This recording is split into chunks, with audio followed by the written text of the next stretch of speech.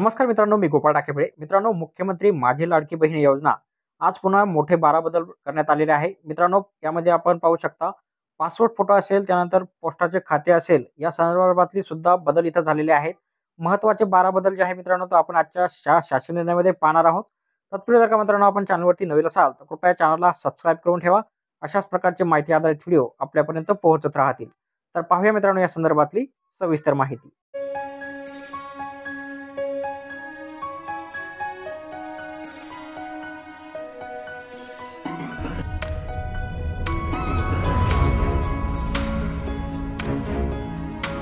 तर मित्रांनो, मुख्यमंत्री लाडकी बहीण या योजनेच्या अंमलबजावणीमध्ये सुधारणेसह व्याप्ती वाढवण्यासंदर्भातला दिनांक 12 जुलै 2024 महिला व बाल विकास विभाग महाराष्ट्र शासन यांच्याकडून प्रसिद्ध करण्यात आलेला हा शासन निर्णय आहे. मित्रांनो, शासन निर्णय आपण पाहू शकता. मित्रांनो, शासन निर्णयामध्ये पाहू शकता मित्रांनो, मुख्यमंत्री माझी लाडकी बहीण या योजनेच्या अंमलबजावणी प्रभावीपणे व सुलभतेने होण्यासाठी खालील बाबींची स्पष्टता करण्यात येत असून त्यास मान्यता देण्यात येत आहे. यामध्ये मित्रांनो आता कुटुंबाची व्याख्या बदललेली आहे. यामध्ये सदर योजनेसाठी कुटुंबाची व्याख्या जी आहे ती खालीलप्रमाणे दिलेली आहे. याच्यामध्ये आता कुटुंब याचा अर्थ पती पत्नी व त्यांची अविवाहित मुले किंवा मुली.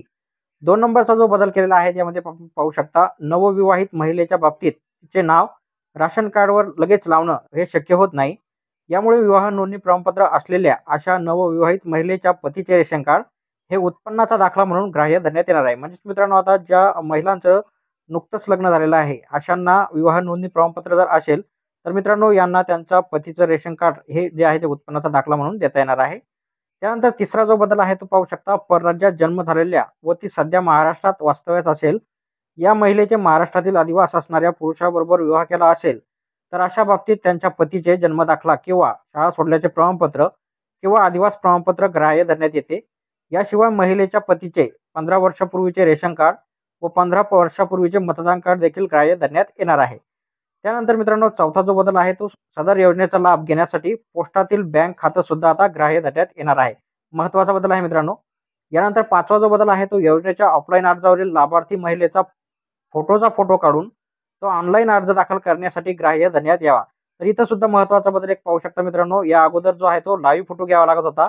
आता मित्रांनो याचा फोटो काढून सुद्धा म्हणजेच मित्रांनो ऑफलाईन फोटो सुद्धा इथं ग्राह्य धरण्यात येणार आहे. म्हणजेच फोटो काढून सुद्धा इथं फॉर्म आता भरता येणार आहे.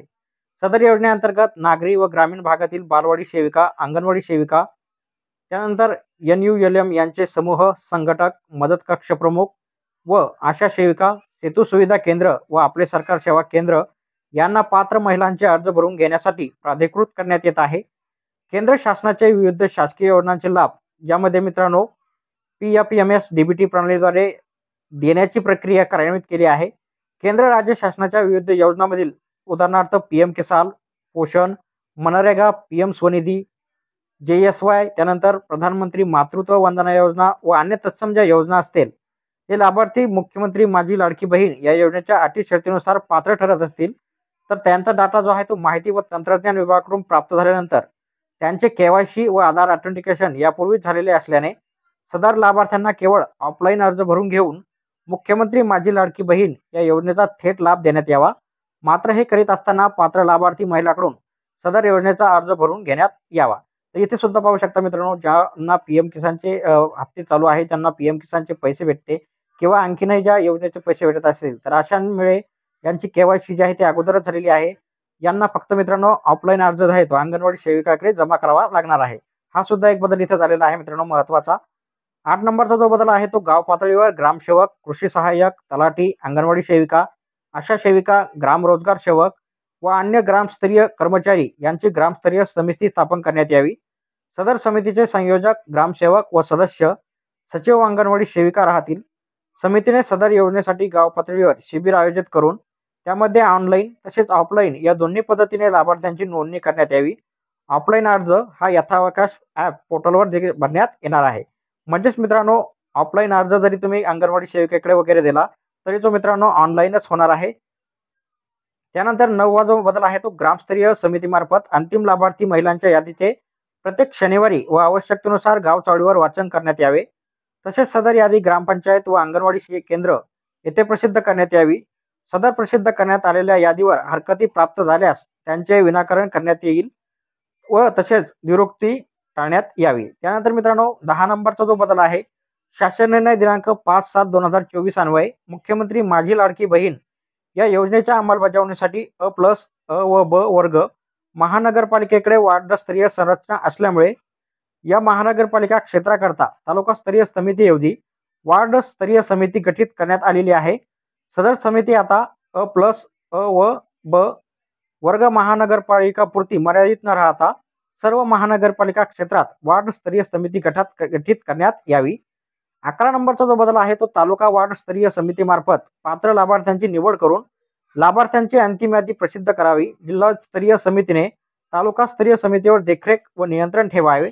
आणि 12 नंबरचा मित्रांनो महत्त्वाचा बदल म्हणजे इथं तुम्ही पाहू शकता, नागरी व ग्रामीण भागातील बालवाडी सेविका, अंगणवाडी सेविका, NULM यांचे समूह, संघटक, मदत कक्ष प्रमुख, आशा सेविका, सेतू सुविधा केंद्र, अंगणवाडी पर्यवेक्षिका, ग्रामसेवक, आपले सरकार सेवा केंद्र यांना लाभार्थ्यांची अंतिम यादी प्रसिद्ध झाल्यावर एकूण पात्र लाभार्थ्यांचे अर्ज सादर केल्याप्रमाणे आणि सदर ऑनलाईन ॲप किंवा पोर्टलवर यशस्वी प्राप्त लाभार्थ्यांची नोंद झाल्यावर ₹50 प्रति अर्ज याप्रमाणे प्रोत्साहन भत्ता जे आहे देण्यात येणार आहे.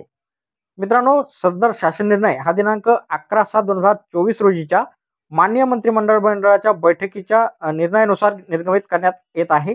मित्रांनो या शासन निर्णयाची लिंक आपल्याला व्हिडिओच्या डिस्क्रिप्शन बॉक्समध्ये सुद्धा दिलेली आहे. टेलिग्राम चॅनलवरती सुद्धा आपल्याला हा शासन निर्णय भेटून जाईल. तर भेटूया मित्रांनो पुढच्या व्हिडिओमध्ये अशाच एका नवीन माहितीसह. तोपर्यंत व्हिडिओ आवडल्यास व्हिडिओला लाईक आणि शेअर करा. धन्यवाद.